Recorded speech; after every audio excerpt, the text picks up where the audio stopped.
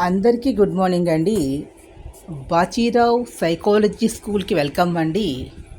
ఈరోజు సైకాలజీ పాఠంలో political psychology గురించి మాట్లాడుకుందాం. ఇక్కడ పొలిటికల్ సైకాలజీలో 2 టైప్స్ ఆఫ్ సైకాలజీ ఉంటుందండి. ఒకటి rural area people politicians psychology, అలాగే urban area people political psychology అని. అదేవిధంగా ఇక్కడ మళ్ళీ టైప్స్లో educated politician psychology, uneducated politician psychology, male politician psychology, female politician psychology, అదేవిధంగా ఎంప్లాయర్స్ కన్వర్టెడ్ టు పొలిటీషియన్స్ అయితే వాళ్ళ సైకాలజీ డిఫరెంట్గా ఉంటుంది. అదేవిధంగా బిజినెస్ పీపుల్ అనేటటువంటి వాళ్ళు పాలిటిక్స్లోకి వస్తే వాళ్ళ సైకాలజీ డిఫరెంట్గా ఉంటుంది. ఇలా ఒక్కొక్కరిది ఒక్కొక్క విధానంగా ఉంటుంది.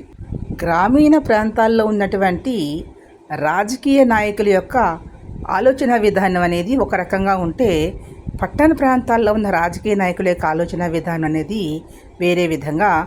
అదేవిధంగా స్టూడెంట్ యూనియన్ నాయకుల కింద ఎవరైతే వస్తారో వాళ్ళు పొలిటీషియన్స్గా మారినప్పుడు వారి సైకాలజీ అనేది వేరే విధంగా ఉంటుంది. ఎందువల్ల అంటే వారు స్కూల్ స్టేజ్ నుంచి కాలేజీ స్థాయి నుంచి కూడా ఈ రాజకీయాలు అనేటటువంటివి ఒక అలవాటు పడతారు కాబట్టి వారు ఆ విధానానికి అలవాటుగా ఉంటారు కాబట్టి వారి యొక్క విధానం అనేది మిగతా అందరికన్నా కూడా తేడాగా ఉంటుంది. వారు అందరికన్నా కూడా ఎక్కువ పెర్ఫార్మెన్స్ ఇచ్చే విషయంలో బాగా ఇవ్వగలుగుతారు. సెకండ్ వచ్చి ఎంప్లాయీస్, ఉద్యోగస్తులు అనేటటువంటి ఎంప్లాయీస్ అనేవాళ్ళు పొలిటీషియన్గా మారినప్పుడు వాళ్ళకి అడ్మినిస్ట్రేషన్ మీద పట్టు ఉంటుంది.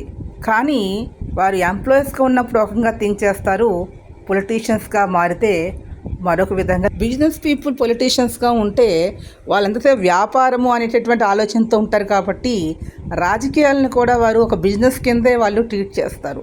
ఇక్కడ తేడా ఏంటంటే ఒక స్టూడెంట్ యూనియన్ లీడర్స్ నుంచి రాజకీయ నాయకులు అయినటువంటి వాళ్ళు, ఎంప్లాయీస్ రాజకీయ నాయకులు అయిన బిజినెస్ పీపుల్ రాజకీయ అయినటువంటి వాళ్ళు తేడా ఉంటుంది. వచ్చే పాఠాల్లో వీళ్ళందరి గురించి కూడా స్టెప్ బై స్టెప్ ప్రొసీజర్లో వివరిస్తాను. ఈ వీడియో మీకు లైక్ చేయండి, షేర్ చేయండి, సబ్స్క్రైబ్ చేయండి, లైక్ చేయండి, ఎంకరేజ్ చేయండి, ప్లీజ్ సబ్స్క్రైబ్.